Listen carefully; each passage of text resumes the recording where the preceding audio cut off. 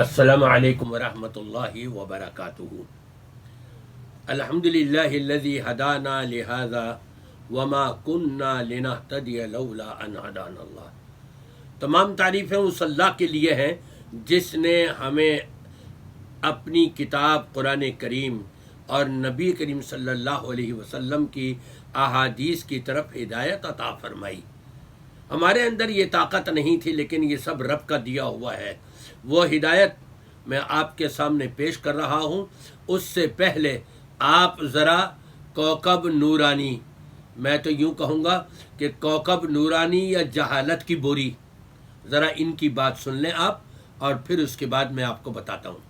ہم نبی پاک کو نورانی اور روحانی طور پر حاضر و ناظر مانتے ہیں، جس اپنی نورانیت کے ساتھ پوری کائنات میں ہے۔ جو نہیں مانتا مجھے یہ بتائے شیطان کہاں ہے؟ پوچھنا چاہوں گا اس سے۔ آپ کہتے ہو ہر شخص کے ساتھ ہے، 40,000 فٹ کی بلندی پہ طیارہ پرواز کر رہا ہے، اس کے ساتھ بھی شیطان ہے۔ میری تنہائیاں دیکھ رہا ہے، میری سوچیں جانتا ہے۔ شیطان کو گمراہی کا منصب ملا ہے یا مہلت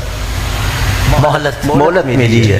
جس کو صرف مہلت ملی ہے اس کے لیے ہر کمال مان رہے ہو، جس کو ہدایت کی ڈیوٹی ملی ہے سبحان اللہ، کیا کہنے علامہ صاحب، اس کے لیے نہیں مانتے ہو تو عقل کے اندھے نہیں ہو تو پھر کیا ہو؟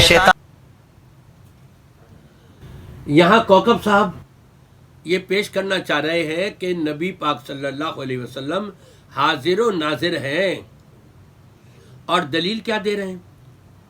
کہہ رہے ہیں کہ شیطان ابلیس جو ہے یہ ہر ایک کو بہکاتا ہے۔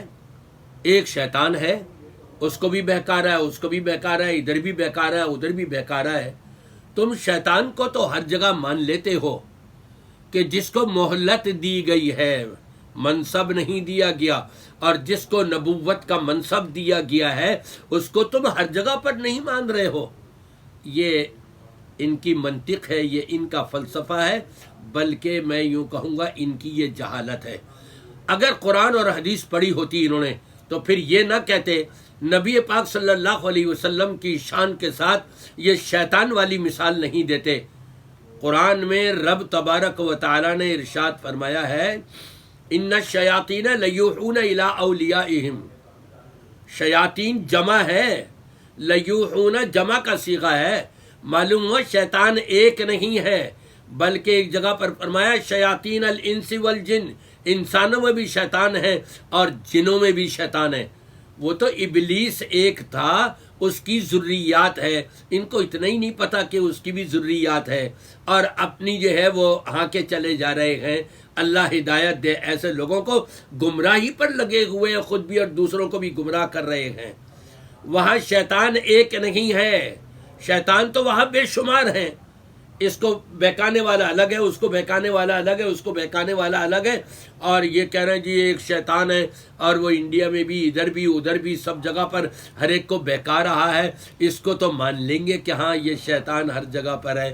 نہیں، ایک شیطان کو ہر جگہ پر نہیں مانتے، بلکہ شیاطین ہیں، ذریات ہے، جمع کا صیغہ رب تبارک و تعالی نے فرمایا۔ اور ایک صحابی نے تو بلکہ صحیح مسلم کی جو روایت ہے اس میں فرمایا گیا کہ ہر انسان کے ساتھ ایک شیطان ہے اور ایک فرشتہ ہے۔ فرشتہ اس انسان کو نیکی کی طرف اکساتا ہے، نیکی کی طرف دعوت دیتا ہے، اور شیطان اس کو برائی کی طرف اکساتا ہے۔ جب ہر انسان کے ساتھ الگ الگ ایک ایک شیطان ہو گیا، یہ ان کو سمجھ میں نہیں آ رہی۔ یہ نورانی صاحب یہ جہالت کی بوریاں ہی سمیٹے ہوئے ہیں اور اسی کو بیچ رہے ہیں۔